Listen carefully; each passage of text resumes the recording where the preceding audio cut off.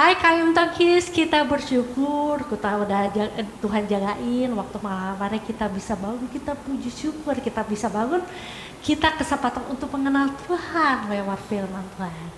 Hari ini lo mau nyanyi 10,000 reason ya. Banyak sebab kita memuji Tuhan, karena kebesarannya, karena kuasanya, karena kasihnya. Banyak sebab anak-anak ya, kita memuji di hayat kami. Kita nyanyi Bless the Lord oh my soul.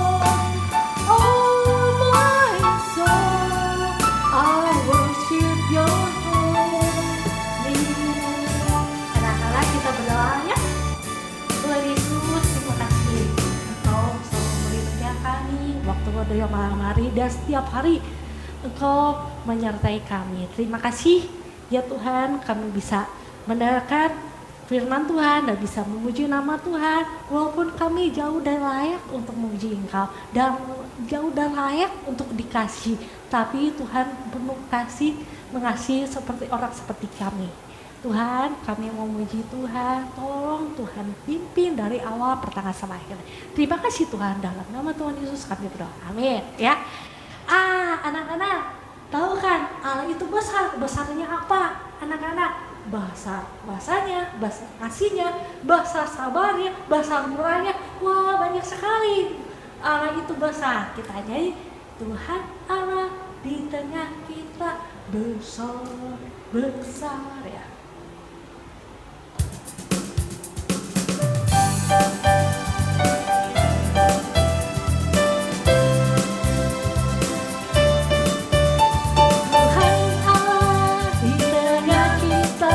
Besar, besar, Dia sangkan dan dirangkan dengan sukacita. Dia mengasihi dan bersuka karena kita. Tuhan Allah di tengah kita besar, besar.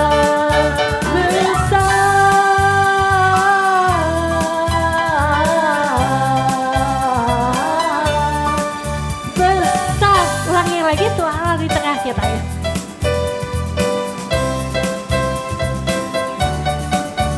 Tuhan Allah di tengah kita besar, besar. Dia sangkan dan girangkan dengan sukacita. Dia mengasihi dan bersuka karena kita. Tuhan Allah di tengah kita besar, besar, besar.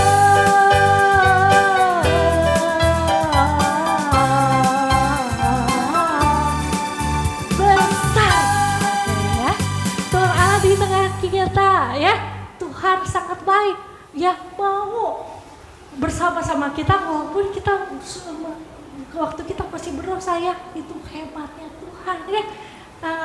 Anak-anak pasti anak-anak Tuhan yang hebat itu, kasihnya besar itu pasti anak-anak mau mengenal Tuhan ya.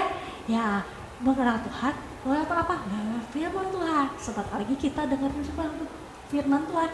Tapi kita harus siapin hati kita supaya firman itu tertanam di hati kita. Yuk kita nyanyi, ku siapkan hatiku Tuhan.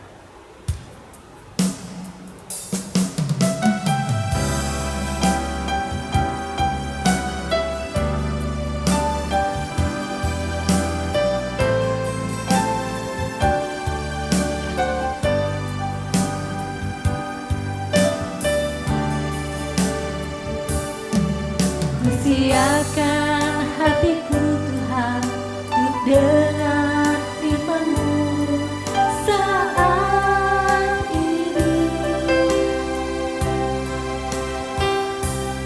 Ku sujud menyembah-Mu Tuhan, masuk hadirat-Mu saat ini. Ungkapan rasamu Tuhan bagi jemaat-Mu saat ini. Ku siapkan hatiku Tuhan untuk dengar firman-Mu.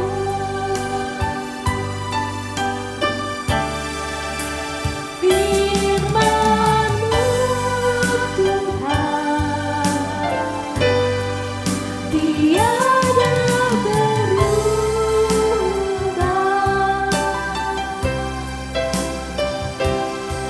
dahulu sekarang selama-lamanya tiada berubah. Firman-Mu Tuhan, penolong hidupku. Ku siapkan hatiku Tuhan untuk dengar firman-Mu.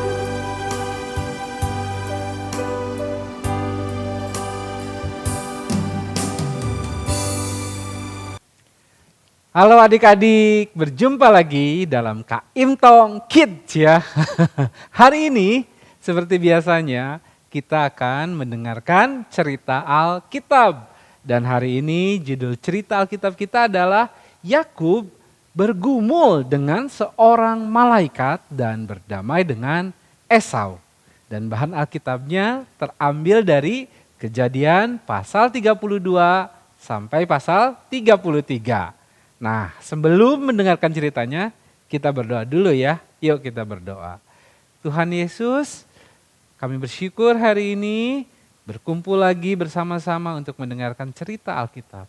Tolong kami, pimpin kami, berkati kami. Di dalam nama Tuhan Yesus kami berdoa.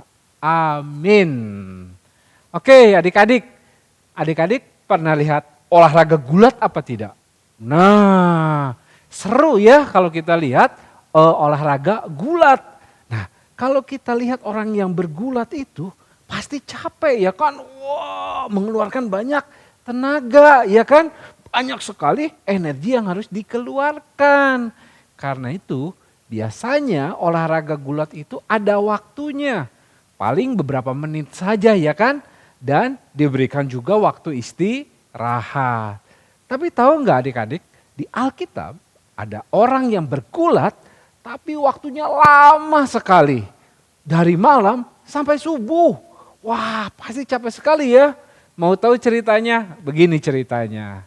Nah adik-adik, setelah Yakub berpisah dengan Laban, maka dia dan keluarganya melanjutkan perjalanannya menuju rumahnya di Kanaan.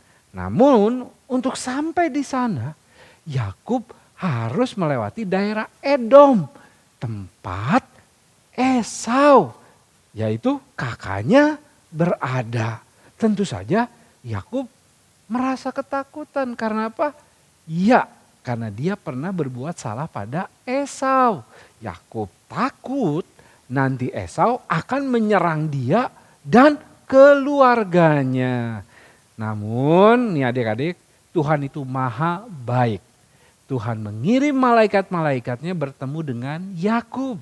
Nah, ketika Yakub melihat malaikat-malaikatnya itu, berkatalah ia, wah, ini bala tentara Allah.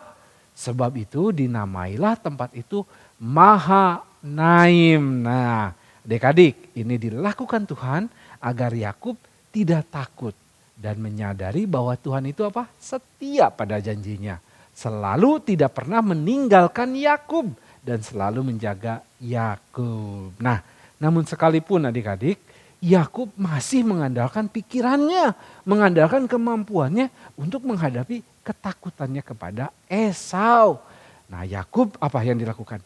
Yakub mencoba membujuk Esau dengan cara mengutus orang-orangnya untuk memberikan binatang-binatang sebagai hadiah bagi Esau. Dengan harapan Esau mau berdamai dengan Yakub. Namun apa yang terjadi adik-adik? Setelah utusannya ketemu dengan Esau dan kembali kepada Yakub, mereka mengatakan bahwa Esau akan datang menemui Yakub dengan diiringi oleh 400 orang. Wah, mendengar hal itu, Yakub menjadi ketakutan. Lalu dengan sekali lagi mengandalkan pemikiran dan kemampuannya, Yakub membagi rombongannya itu menjadi 2 pasukan. Nah, di dalam pikiran Yakub, jika nanti Esau menyerang, maka jika satu rombongan dikalahkan, maka masih ada rombongan kedua yang bisa selamat. Nih adik-adik, di sini kita melihat kalau Yakub itu masih belum sepenuhnya mengandalkan Tuhan. Bahkan setelah itu Yakub berdoa sih meminta pertolongan kepada Tuhan untuk dilepaskan dari kemarahan Esau dengan mengingatkan Tuhan bahwa Tuhan kan sudah berjanji akan menolong dan memberkati dia. Tetapi apa? Tetap Yakub itu masih belum sepenuhnya mengandalkan Tuhan. Yakub masih bergantung pada kemampuannya. Yakub sekali lagi mempersiapkan binatang-binatang yang banyak sekali untuk diberikan kepada Esau agar Esau mau berdamai dengan Yakub. Ada 200 kambing betina dan 20 kambing jantan. 200 domba betina dan 20 domba jantan. 30 unta yang sedang menyusui beserta anak-anaknya. Ditambah 40 lembu betina dan 10 lembu jantan. Bahkan ditambah lagi 20 keledai betina dan 10 keledai jantan. Wah, ini banyak sekali ya adik-adik. Dan Yakub berpesan kepada budak-budaknya jika bertemu dengan Esau untuk memberitahu apa? Bahwa ini hadiah dari Yakub untuk Esau agar Esau mau berdamai dengan Yakub. Apakah cara yang dipikirkan Yakub itu berhasil adik-adik? Dengerin kelanjutannya ya. Nih malam-malamnya adik-adik, Yakub itu membawa keluarga dan rombongannya menyeberangi sungai Yabok. Nah, sesudah ia menyeberangkan mereka semua, lalu tinggallah Yakub sendirian. Dan ketika Yakub sendirian, maka datanglah seorang laki-laki kepadanya. Nah, Yakub mungkin berpikir, ini adalah suruhan Esau yang akan menyerangnya. Karena itu Yakub bergulat dengan orang itu. Yakub menahan orang itu dengan sepenuh tenaga dan mereka bergulat sampai berjam-jam. Sampai fajar menyingsing. Wah, lama sekali ya adik-adik. Bayangkan semalam-malaman bergulat. Pasti capek sekali. Nah, karena itu Yakub menyadari bahwa orang yang sedang dihadapinya pasti bukan suruhan Esau. Tetapi pasti ini manusia yang luar biasa. Wah, manusia yang hebat. Nah, akhirnya untuk mengakhiri pergulatan itu, orang itu hanya apa? Memukul sendi pangkal pahanya Yakub saja. Sehingga apa? Sendi pangkal pahanya Yakub ini terpelecok. Wah, pasti sakit sekali ya adik-adik. Nah, setelah itu orang yang bergulat itu mau pergi meninggalkan Yakub.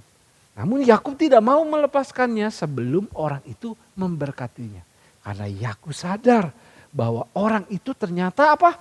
Malaikat Tuhan. orang itu maka orang yang malaikat Tuhan itu menanyai kepada Yakub siapa namanya. Dan Yakub memberitahu siapa namanya. Siapa namanya? Ya Yakub ya. Dan orang itu berkata kalau namanya sekarang bukan lagi Yakub tapi Israel. Karena kamu bergumul melawan Allah dan manusia dan engkau menang. Nah itu artinya ya. Dan kemudian malaikat Tuhan itu memberkati Yakub. Dan Yakub menamai tempat itu adalah Peniel. Sebab apa katanya? Aku telah melihat Allah berhadapan muka. Tetapi nyawaku tertolong. Nah, sesuatu yang sangat istimewa terjadi adik-adik setelah peristiwa itu. Apa? Ada sesuatu yang berubah pada diri Yakub. Matahari terbit. Dan Yakub berjalan dengan pincang ya. Tadi kesakitan ininya terpelecok. Sendi pahanya itu. Tetapi dia sekarang memiliki nama dan identitas yang baru. Yakub kini adalah Israel. Orang yang berubah dia ini. Tidak lagi menghadapi Esau dengan kekuatannya sendiri. Tetapi dengan kekuatan Tuhan. Dan ketika Yakub dan keluarganya pada akhirnya bertemu dengan Esau. Ternyata itu menjadi pertemuan yang jauh dari apa yang dipikirkan oleh Yakub.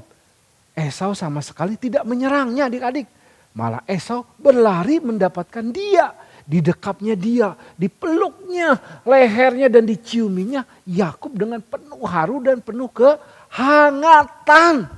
Adik-adik, Tuhan punya caranya sendiri dalam menolong Yakub, ya kan? Tuhan mengubah hati Esau sehingga dia tidak lagi marah pada Yakub. Tuhan bisa memakai berbagai cara untuk menggenapi janjinya, untuk menolong dan memberkati Yakub. Dan cara Tuhan selalu cara yang terbaik. Nah ini harus diingat ya adik-adik. Nah setelah peristiwa itu berpisahlah Yakub dengan Esau. Esau kembali ke pegunungan Seir di Edom. Dan Yakub dengan keluarganya melanjutkan perjalanannya ke daerah Sukot. Lalu dilanjutkan ke daerah Sikem di tanah Kanaan. Lalu ia berkemah di sebelah timur di kota itu. Nah kemudian apa? Dibelinya dari anak-anak Hemor, bapak Sikem, sebidang tanah tempat ia memasang kemahnya. Dan Yakub mendirikan mezbah di situ dan dinamainya apa? Tempat itu Allah Israel ialah Allah. Nah adik-adik, janji Tuhan melalui peristiwa ini kita lihat terbuktikan. Tuhan berjanji di Betel waktu yang pertama kali ketika Yakub lari meninggalkan rumahnya. Kalau apa? Tuhan akan memelihara, Tuhan akan memberkati dan menjaga selamat kembali ke rumahnya. Dan janji Tuhan terbukti. Tuhan memelihara dari awal dia pergi sampai kembali lagi ke rumahnya dengan selamat. Ya kan? Oke, sekarang langsung mau ajak adik-adik untuk mengulang cerita tadi lewat beberapa pertanyaan ya. Yang pertama nih, apa sih sikap Yakub yang tidak boleh kita teladani di kisah ini? Ya, Yakub adalah orang yang selalu mengandalkan pikiran dan kemampuannya untuk menghadapi masalahnya. Anak-anak, adik-adik, sebagai anak Tuhan kita harus bersandar dan mengandalkan Tuhan, bukan pada kekuatan kita ya. Nah yang kedua, apa akibatnya kalau kita suka mengandalkan diri kita sendiri? Kita akan mudah cemas, mudah khawatir dan ketakutan seperti Yakub. Yang ketiga, bagaimana Tuhan merubah sikap Yakub yang suka mengandalkan diri sendiri itu? Tuhan dengan kasih bergulat dengan Yakub dan membuatnya pincang kakinya untuk membuat Yakub sadar bahwa kekuatan dia itu terbatas dan dia harus mengandalkan Tuhan. Yang keempat, perubahan apa ya yang terjadi pada Yakub setelah peristiwa itu? Nah, Yakub diubahkan namanya, juga identitasnya, karakternya dan pengenalannya akan Tuhan. Yakub menjadi apa? Pribadi yang berani menghadapi ketakutan dan masalahnya dengan apa? Dengan mengandalkan Tuhan. Yang kelima, apa yang kalian pelajari dari cara Tuhan dalam menolong Yakub menghadapi Esau? Ya, cara Tuhan adalah cara yang terbaik. Tuhan bisa menggunakan berbagai cara untuk menggenapi janjinya. Nih, bahkan dengan cara-cara yang di luar pikiran manusia. Dalam kisah ini Tuhan bisa memakai Esau sendiri untuk menunjukkan pertolongan Tuhan kepada Yakub. Orang yang sebenarnya ditakuti oleh Yakub, ya kan? Nah, yang terakhir, pelajaran apa yang kita ambil mengenai Tuhan dan janjinya melalui kisah ini? Betul, Tuhan kita adalah Tuhan yang tidak pernah lalai pada janjinya. Sekali Tuhan kita berjanji, pasti Tuhan akan menggenapinya. Tuhan kita adalah Tuhan yang setia pada janjinya. Wah, pintar-pintar sekalian adik-adik semua ya. Jadi apa sih yang kita pelajari hari ini buat kita adik-adik? Ada beberapa hal yang kita pelajari ya. Kita belajar bahwa janji Allah, yang pertama nih ya, janji Allah pasti akan dilaksanakannya. Tidak ada yang dapat menghentikannya. Tuhan bisa memakai berbagai cara untuk menggenapi janjinya. Karena itu kita harus percaya ya adik-adik pada cara dan rancangan Tuhan di dalam hidup kita. Karena cara dan rancangan Tuhan pasti yang terbaik buat kita. Dan pasti mendatangkan kebaikan buat kita. Kita jangan bersandar pada kekuatan dan kemampuan kita yang terbatas. Karena itu malah akan membuat kita terjebak pada masalah-masalah lain yang dapat membuat kita jadi takut dan khawatir. Nah, satu hal yang harus kita pahami nih adik-adik, Tuhan melakukan ini semua karena sebenarnya Tuhan sedang menggenapi rencana lain yang lebih besar, yaitu memelihara janjinya untuk menghadirkan keturunan Yakub yang akan menjadi juru selamat bagi kita. Siapa? Tuhan Yesus. Betul sekali. Dan ini juga sudah terbukti ya kan, ribuan tahun berikutnya Tuhan Yesus datang ke dalam dunia dan mati bagi kita untuk menebus dan menyelamatkan kita ya. Kita harus bersyukur memiliki Tuhan yang setia pada janjinya. Oke. Nah, sekarang adik-adik kita belajar ayat hafalan ya. Ayat hafalan minggu ini terambil dari Mazmur pasal 18 ayat 31. Mazmur pasal 18 ayat 31. Adapun Allah jalannya sempurna. Janji Tuhan adalah murni. Dia menjadi perisai bagi semua orang yang berlindung padanya ya. Demikian adik-adik cerita Alkitab kita hari ini. Sampai ketemu di cerita-cerita selanjutnya. Sebelum berpisah kita berdoa dulu ya. Yuk kita berdoa. Tuhan Yesus, hari ini kami bersyukur sudah mendengarkan cerita Alkitab. Kami sudah belajar bahwa Tuhan kami adalah Tuhan yang setia pada janjinya. Kalau Tuhan sudah berjanji, Tuhan pasti menggenapinya. Dengan berbagai cara Tuhan bisa menggunakan apapun itu karena Tuhan kami adalah Tuhan yang Maha Kuasa yang bisa menggenapi janjinya. Kami bersyukur memiliki Tuhan yang seperti Tuhan yang kami sembah. Di dalam nama Tuhan Yesus kami berdoa. Amin. Anak-anak bagus ya ceritanya ya. Waduh, kita pernah takut nggak? Pasti anak-anak pernah merasakan takut, itu wajar takut. Tapi ingat, hadirin nggak perlu takut. Allah itu Maha Kuasa dan Allah itu peduli sama kita. Dan Allah itu penjaga yang terhebat. Ya, kita percaya kepada Tuhan. Allah menjagaku. Kita nyanyi, tak usah ku takut, tak usah ku bimbang, tak usah ku susah. Ada Tuhan bersama-sama kita.